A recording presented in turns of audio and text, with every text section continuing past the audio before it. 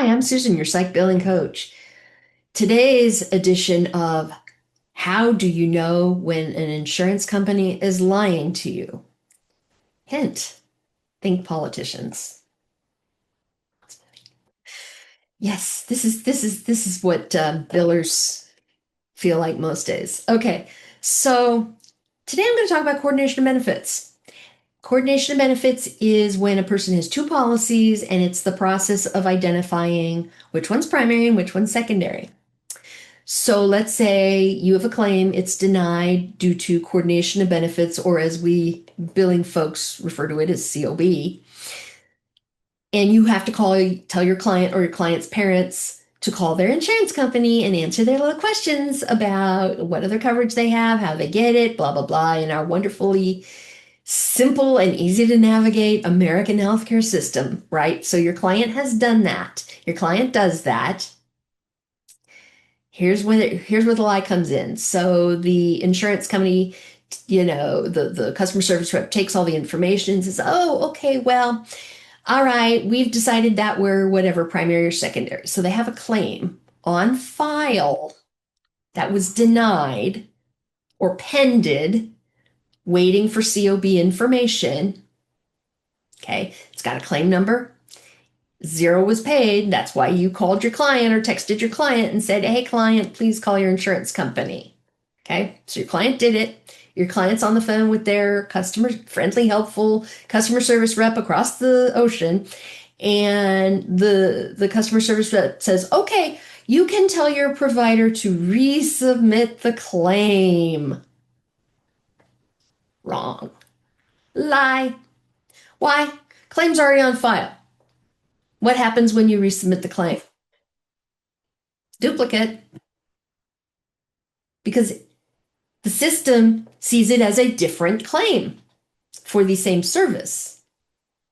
So their answer, claims are adjudicated by AI. AI says, all right, we've got this claim out here for date of service, claim number 1234, for date of service 10/3/25, for CPT code 90837, for, patient Susan F. Okay. It's pended for COB.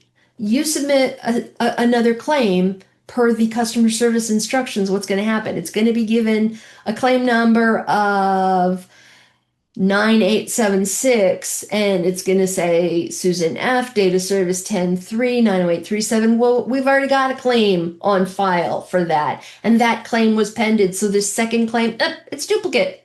Toss it out. The only way to get that claim paid is to have the customer service rep do their job and reprocess it, send it for reprocessing.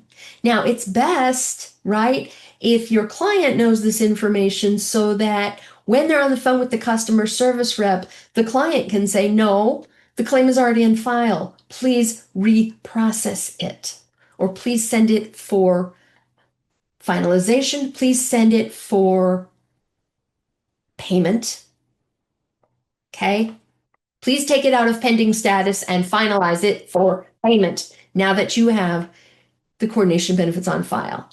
If your client doesn't do that or doesn't know to do that, then it falls back on you. And then this is when, yeah, you can use the portal Availity or insurancepayerportal.com, or you have to call. And see, calling means you sit on hold, right? So this is a kind of a patient education sort of thing. If you can put it on your website, or maybe have a little flyer or a little bill insert that, I used to send people as a biller. What I did was anytime I got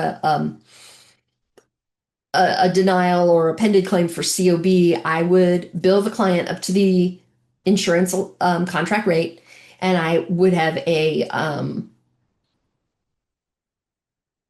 actually print the statement and physically mail it rather than sending it through my statement service.